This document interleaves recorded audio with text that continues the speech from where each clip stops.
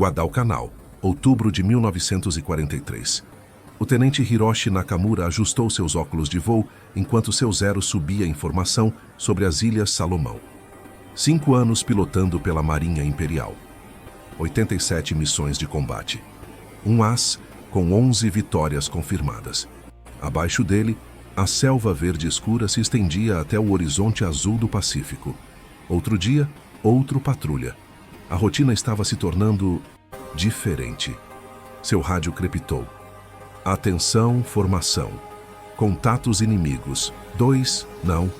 4 aeronaves desconhecidas, aproximando do norte. Nakamura vasculhou o céu, então viu 4 silhuetas distintas, asas dobradas como gaivotas, narizes longos e agressivos, e aquelas hélices enormes girando com um rugido que ele podia ouvir mesmo à distância. Corsairs, alguém murmurou no rádio. Nakamura tinha ouvido rumores. Os americanos tinham um novo caça. Grande, pesado, construído como um caça-bombardeiro. Os pilotos nas bases costeiras zombavam dele. Muito grande, muito rápido para pousar em porta-aviões. Uma aeronave de transição, diziam, até os americanos descobrirem o que realmente queriam. Mas algo no jeito como aqueles 4 Corsairs cortavam o céu fez Nakamura hesitar. Eles não voavam como caças-bombardeiros, voavam como predadores. E então, o líder mergulhou. Hoje vamos dar uma olhada em um dos caças mais icônicos e mortais da Segunda Guerra Mundial. O Vought F-4U Corsair. Uma aeronave que começou com problemas sérios, foi rejeitada pela Marinha dos EUs para operações em porta-aviões, ridicularizada pelos japoneses como muito grande e lenta. E então, se tornou o caça com a melhor taxa de abate da guerra no Pacífico. 11-1. Para cada Corsair perdido, 11 aeronaves japonesas caíram. Esta é a história de como um pato feio se transformou no terror dos céus do Pacífico. Uma história de engenharia obstinada, pilotos corajosos e a brutal aritmética da guerra aérea. Então aperte os cintos. Vamos voar. A história do Corsair começa não com um triunfo, mas com uma especificação impossível. Era 1938. A Marinha dos Estados estava preocupada. Muito preocupada. Os caças embarcados americanos, o Grumman F-4F Wildcat e seus predecessores, eram confiáveis, robustos, capazes, mas também eram lentos. Comparados aos novos monoplanos que estavam surgindo na Europa e no Japão, os caças americanos estavam ficando para trás. A Marinha queria velocidade, queriam alcance, queriam poder de fogo. E queriam tudo isso em uma aeronave que pudesse operar a partir dos convéses apertados e em movimento dos porta-aviões. Em fevereiro de 1938, a Marinha emitiu uma especificação para um novo caça embarcado, velocidade máxima, no mínimo 400 mg, 640 km/h, teto de serviço, 30 mil pés, 9.150 metros, armamento pesado, pelo menos 4 metralhadoras calibre .50, autonomia suficiente para escolta de longo alcance. Para a época, esses números eram absurdos. Nenhum caça embarcado existente chegava perto, mas a Vought Aircraft aceitou o desafio. O designer-chefe Rex Beisel e sua equipe tinham uma vantagem: acesso ao motor mais poderoso disponível na América, o Pratt & Whitney R2800 Double Wasp. Este era um monstro.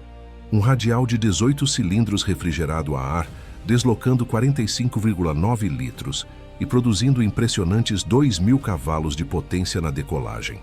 Para contexto, isso era quase o dobro da potência dos motores que equipavam os caças da época. Mas havia um problema, um grande problema. Para aproveitar toda aquela potência, você precisava de uma hélice enorme. E quando você coloca uma hélice enorme em um caça embarcado, que precisa de trem de pouso alto para dar espaço à hélice, mas também precisa de trem de pouso curto para caber no hangar de um porta-aviões, você tem um dilema de engenharia.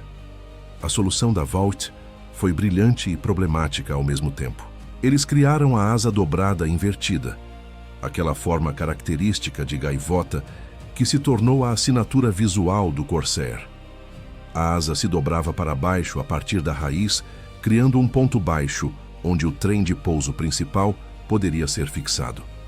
Isso permitia um trem de pouso mais curto, mantendo a hélice livre do solo, engenhoso. Mas também adicionava peso, complexidade e desafios aerodinâmicos. A asa em si era uma obra-prima. Perfil laminar NACA 23000, otimizado para alta velocidade. Carga alar relativamente baixa. Ailerons potentes para taxa de rolagem rápida. O armamento foi instalado nas asas. Eventualmente, 6 metralhadoras Browning M2 calibre .50, 3 em cada asa, com 400 tiros por arma. Poder de fogo devastador. O cockpit foi posicionado bem atrás sobre a asa para equilibrar o peso do enorme motor radial. Isso deu ao piloto... Bem, digamos que a visibilidade não era o ponto forte do Corsair. O primeiro protótipo, designado XF4U-1, fez seu voo inaugural em 29 de maio de 1940, com o piloto de testes Lyman A. Bullard Jr. nos controles. Os resultados foram imediatamente impressionantes. Em 1º de outubro de 1940, o XF4U-1 se tornou a primeira aeronave de caça americana a voar a mais de 400 mph, atingindo 405 mph, 652 km/h em altitude. Isso era mais rápido do que qualquer outro caça embarcado do mundo. A Marinha ficou encantada. Em junho de 1941, antes mesmo dos testes estarem completos, eles encomendaram 584 F4U-1s de produção. Mas o entusiasmo inicial logo encontraria a realidade brutal das operações embarcadas. Os problemas começaram quase imediatamente quando os Corsairs de produção começaram a chegar às unidades de treinamento em 1942. O Corsair era rápido, era poderoso, era mortal, mas também era complicado. Problema número 1: visibilidade. O nariz longo do Corsair, necessário para acomodar aquele enorme motor radial, obstruía completamente a visão frontal do piloto durante a decolagem e o pouso. Em terra, isso era gerenciável. Você fazia uma aproximação em S, serpenteando para ver a frente. Mas em um porta-aviões, com o convés se movendo, o vento cruzado e você tentando acertar um cabo de arresto de 3 centímetros de espessura com um gancho na cauda? Impossível. Pilotos reportavam ter que adivinhar onde estava o convés durante a aproximação final. Problema número 2: Stall Characteristics. A asa de perfil laminar, tão eficiente em alta velocidade, tinha características de stall peculiares. A asa direita tendia a cair antes da esquerda, causando uma rolagem brusca e inesperada, justamente quando você estava lento e baixo, como digamos, durante uma aproximação para pouso em porta-aviões. Vários pilotos morreram quando suas aeronaves rolaram e caíram ao mar durante abordagens. Problema número 3: o bounce. O trem de pouso principal do Corsair tinha hastes de óleo hidráulico que, sob certas condições, podiam comprimir e depois expandir rapidamente, fazendo a aeronave literalmente saltar de volta ao ar após tocar o convés. Em terra, isso era embaraçoso. Em um porta-aviões, com barreiras de segurança e outras aeronaves por perto, era potencialmente catastrófico. Problema número 4: gancho de cauda. O gancho de arresto tinha tendência a saltar sobre os cabos em vez de enganchá-los, especialmente se a aproximação não fosse perfeitamente nivelada. Após meses de testes frustrados, em 1943, a Marinha dos Ixara tomou uma decisão surpreendente. O F4U Corsair foi considerado inadequado para operações de porta-aviões. Deixe isso afundar por um momento. A Marinha havia encomendado centenas de exemplares do caça mais rápido e poderoso da América, e agora não podia usá-lo na função para a qual foi projetado. A aeronave foi redirecionada para os Marines, que operariam a partir de bases terrestres. Foi uma humilhação para a Volt, e aparentemente uma vitória para os japoneses, porque quando os pilotos japoneses começaram a encontrar os primeiros Corsairs baseados em terra em 1943, eles não ficaram impressionados. Grande demais, pesado demais, construído para bombardeio, não para dogfighting. Um relatório de inteligência japonês capturado mais tarde descreveu o Corsair como uma aeronave de transição, mostrando confusão americana sobre requisitos de caça. Eles riram dele. Isso foi um erro. Fevereiro de 1943, Guadalcanal. O VMF-124, The Checkerboards, se tornou a primeira unidade de Marines a operar o Corsair em combate. Comandados pelo Major William E. Giese, os pilotos tinham treinado extensivamente no novo caça. Mas treinar e combater eram duas coisas muito diferentes. As primeiras missões foram cautelosas. Escoltas de bombardeiros, patrulhas de área. Os pilotos ainda estavam aprendendo as capacidades e limitações da aeronave. Mas então, começaram a entender o que tinham em mãos. Velocidade. O Corsair era simplesmente mais rápido do que qualquer coisa que os japoneses podiam colocar no ar. O Mitsubishi A6M-0, o lendário caça japonês, tinha velocidade máxima de cerca de 330 mph, 530 km/h. O Corsair, 417 mph, 171 km/h, ao nível do mar, mais de 80 mph mais rápido. Isso significava que os pilotos de Corsair podiam escolher quando lutar. Podiam mergulhar, atacar e acelerar para longe antes que os Zeros pudessem reagir. Podiam recusar combate quando em desvantagem, simplesmente voando para longe. Os japoneses não podiam alcançá-los. Poder de fogo 6 metralhadoras, .50 calibre, cada uma com 400 tiros. Total, 2.400 tiros de munição pesada. Compare isso com o Zero, 2 canhões de 20 mm, 60 tiros cada, e 2 metralhadoras de 7,7 mm. Quando um Corsair abria fogo, era como ser atingido por uma serra elétrica. O volume de fogo era devastador. Durabilidade. O Zero era leve, ágil, mas também frágil. Sem blindagem para o piloto, sem tanques de combustível autosselantes. O Corsair era construído como um tanque. Blindagem para o piloto. Tanques autosselantes. Estrutura robusta que podia absorver danos que destruiriam um Zero. Pilotos começaram a voltar com buracos enormes nas asas, motores danificados, controles parcialmente destruídos e ainda conseguiam pousar. Mergulho. Aqui estava a verdadeira arma secreta do Corsair. A construção robusta e a aerodinâmica limpa permitiam que ele mergulhasse a velocidades que fariam outros caças se desintegrarem.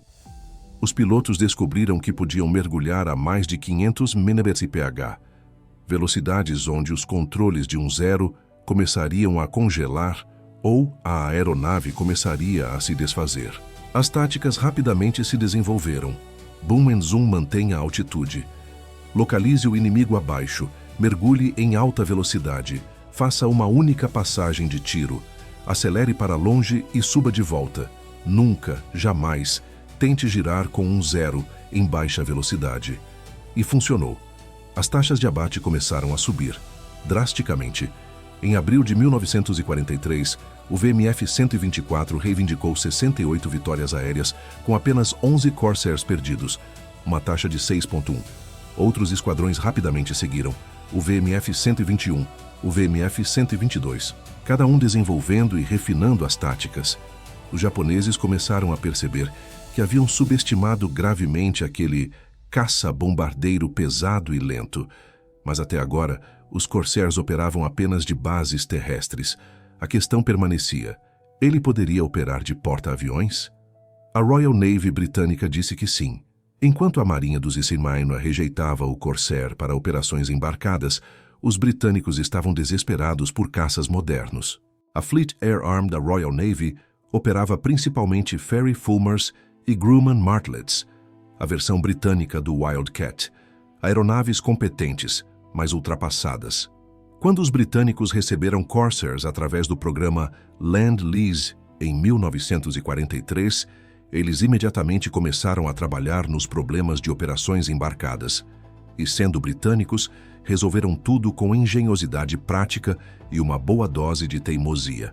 Solução 1. A aproximação curva. Os pilotos britânicos desenvolveram uma técnica de aproximação curva. Em vez de vir em linha reta para o convés, eles mantinham uma curva suave até o último momento, permitindo que vissem o convés pela lateral do cockpit. Apenas nos últimos segundos eles endireitavam e cortavam o motor. Requeria habilidade e prática, mas funcionava. Solução 2. Modificação do trem de pouso. Os engenheiros britânicos descobriram que a ricochete do trem de pouso poderia ser eliminada simplesmente cortando 8 polegadas, 20 centímetros, do curso das hastes oleopneumáticas. Isso fez a aeronave sentar um pouco mais baixa, mas eliminou o problema de salto. Solução 3. Nova posição de cauda. A característica de stall da asa direita foi parcialmente resolvida instalando uma pequena aba de stall na asa direita, fazendo-a estolar ao mesmo tempo que a esquerda. Modificações posteriores incluíram um assento elevado para o piloto, melhorando a visibilidade, e um novo gancho de cauda mais longo e reforçado. Com essas modificações, a Fleet Air Arm começou operações embarcadas de Corsair em junho de 1944. E funcionou. Os porta-aviões britânicos HMS Victorious, HMS Formidable e HMS Illustrious logo operavam esquadrões completos de Corsairs. A Marinha dos Iquirua observava com interesse crescente.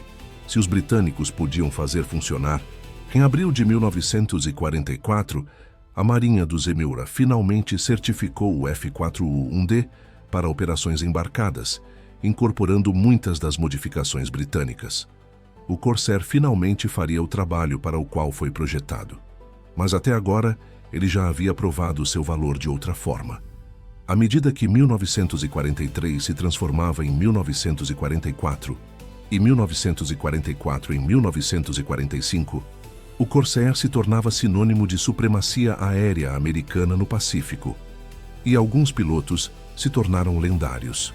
Major Gregory Pepe Boynton, comandante do VMF 214, os famosos Black Sheep Squadron. Boynton era não convencional, bebia demais, brigava com superiores, tinha 31 anos, praticamente velho para um piloto de caça. Mas no cockpit de um Corsair, ele era pura letalidade. Boynton desenvolveu táticas agressivas que aproveitavam cada vantagem do Corsair. Ele voava na frente, atraindo zeros para o combate, enquanto seus wingmen ficavam acima, prontos para mergulhar em socorro. Entre agosto de 1943 e janeiro de 1944, Boynton abateu 22 aeronaves japonesas, somando as 6 que ele havia abatido anteriormente, voando para os Flying Tigers na China. Em 3 de janeiro de 1944, durante uma missão sobre Rabaul, Boynton abateu sua 26ª aeronave inimiga, igualando o recorde de Ed Rickenbacker da Primeira Guerra Mundial como o maior asa-americano. Minutos depois, ele foi abatido por um Zero, ejetou sobre o oceano e foi capturado pelos japoneses. Passou o resto da guerra como prisioneiro, mas sua lenda apenas cresceu. Lieutenant Robert M. Hanson, VMF 215. Hanson era metódico onde Boynton era selvagem, calmo, calculista, mortal. Em apenas 17 dias de combate em janeiro de 1944, Hanson abateu 20 aeronaves japonesas. 20 aeronaves. 17 dias. Ele foi morto em ação em 3 de fevereiro de 1944, aos 23 anos, quando seu Corsair foi atingido por fogo antiaéreo durante um ataque de metralhamento. No total, ele havia abatido 25 aeronaves inimigas. Foi condecorado postumamente com a Medal of Honor. Captain Kenneth A. Walsh, VMF 124. Walsh foi um dos primeiros pilotos a dominar completamente as capacidades do Corsair. Em 15 de agosto de 1943, durante uma única missão sobre Kahili, Walsh abateu 4 zeros em rápida sucessão. Seu próprio Corsair foi atingido e incendiou, mas ele conseguiu voltar para a base e pousar a aeronave em chamas. 2 dias depois ele fez isso novamente, abatendo 3 zeros antes de ser forçado a saltar de paraquedas quando sua aeronave foi muito danificada. Walsh sobreviveu à guerra com 21 vitórias confirmadas e recebeu a Medal of Honor. Ira Kepford, VF-17, Jolly Rogers. Kepford voava com um distintivo de caveira e ossos cruzados pintado no nariz de seu Corsair. Entre outubro de 1943 e fevereiro de 1944, ele abateu 16 aeronaves japonesas, tornando-se o maior as da marinha voando Corsairs. Kepford era conhecido por sua disciplina de tiro excepcional. Ele raramente desperdiçava munição, esperando até estar dentro de 200 pés antes de abrir fogo. Mais perto é melhor, ele costumava dizer. Você não pode errar a 100 pés. Mas, além dos ases individuais, era a performance coletiva que importava. Parte 6. Os números não mentem. À medida que a guerra avançava para 1945, as estatísticas do Corsair se tornavam simplesmente absurdas. Taxa de abate geral: 11 INS 1. Para cada Corsair perdido em combate aéreo, 11 aeronaves japonesas eram destruídas. Para comparação, F-6F Hellcat 19 PUM, mas voando principalmente contra a oposição menos experiente. P-38 Lightning 1.8.1, P-47 Thunderbolt Pacífico 3.7, 1 F-4F Wildcat 6.9.1. Vitórias totais. Os pilotos de Corsair reivindicaram 2.140 aeronaves inimigas abatidas durante a guerra. Considerando perdas em combate aéreo de apenas 189 Corsairs, a matemática era brutal. Versatilidade. Mas o Corsair provou ser mais do que apenas um caça de superioridade aérea. Com pontos de fixação para 2 tanques de combustível auxiliares de 150 galões, até 4.000 libras, 1.800 quilos de bombas, 8 foguetes, HVAR de 5 polegadas, um torpedo nas versões posteriores. O Corsair se tornou um caça-bombardeiro devastador. Marines chamavam-no de U-Bird, uma aeronave universal que podia fazer de tudo: missões de interdição de solo, apoio aéreo aproximado, ataque antinavio e, claro, superioridade aérea. Contra kamikazes. Em 1945, quando os japoneses lançaram ataques kamikazes em massa, o Corsair provou ser a melhor defesa. Sua velocidade permitia intercepções rápidas. Seu poder de fogo podia destruir bombardeiros kamikaze fortemente carregados com uma única rajada. Sua durabilidade significava que podia absorver danos de artilheiros defensivos e continuar lutando. Durante a Batalha de Okinawa, Corsairs baseados em porta-aviões e em terra abateram centenas de aeronaves kamikazes. Produção. No total, 12.571 Corsairs foram produzidos entre 1942 e 1953. A produção continuou após a Segunda Guerra Mundial, com o Corsair servindo na Guerra da Coreia, tornando-o um dos poucos caças a pistão a servir ao lado de jatos em combate. Voltemos àquele dia de outubro de 1943. Tenente Hiroshi Nakamura, em seu Zero, observando aqueles 4 Corsairs mergulharem. O que aconteceu a seguir foi documentado nos registros de missão japoneses e americanos. Os Corsairs caíram do céu como falcões. Nakamura tentou virar, a vantagem tradicional do Zero, mas o líder do Corsair não tentou acompanhar a curva. Ele apenas mergulhou, acelerou e subiu novamente em uma escalada vertical que o Zero não podia igualar. O segundo Corsair passou em alta velocidade, suas 6.50 calibres cuspindo fogo. O wingman de Nakamura explodiu, a asa direita se separando do fuselagem. Nakamura empurrou o manche para frente, mergulhando para ganhar velocidade. Outro erro. Os Corsairs o seguiram acelerando mais rápido, mantendo a formação, cortando sua rota de fuga. A 401 mm PAT, Nakamura puxou duro, tentando uma reviravolta desesperada. Seu Zero se desintegrou sob as forças G. Ele não sentiu nada. Dos 8 Zeros que engajaram os 4 Corsairs naquele dia, nenhum voltou para a base. Todos os 4 Corsairs pousaram sem um único furo de bala. O F-4U Corsair não foi perfeito. Foi difícil de dominar. Teve problemas persistentes, quase foi rejeitado. Mas quando usado corretamente por pilotos treinados com táticas apropriadas, tornou-se a aeronave de combate mais eficaz do teatro do Pacífico. Não pela elegância, não pela simplicidade, mas pela brutal aplicação de poder, velocidade e engenharia.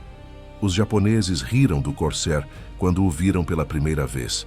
Mas aquela risada não durou muito, porque quando você estava em um zero, olhando pelo espelho retrovisor e vendo aquela asa dobrada característica mergulhando em sua direção a 450 mph, com 6,50 alinhadas no seu nariz, você não ria mais, você rezava.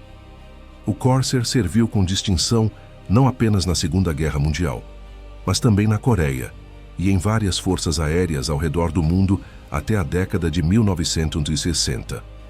Hoje, alguns ainda voam, em airshows, em coleções privadas, mantidos vivos por dedicados entusiastas.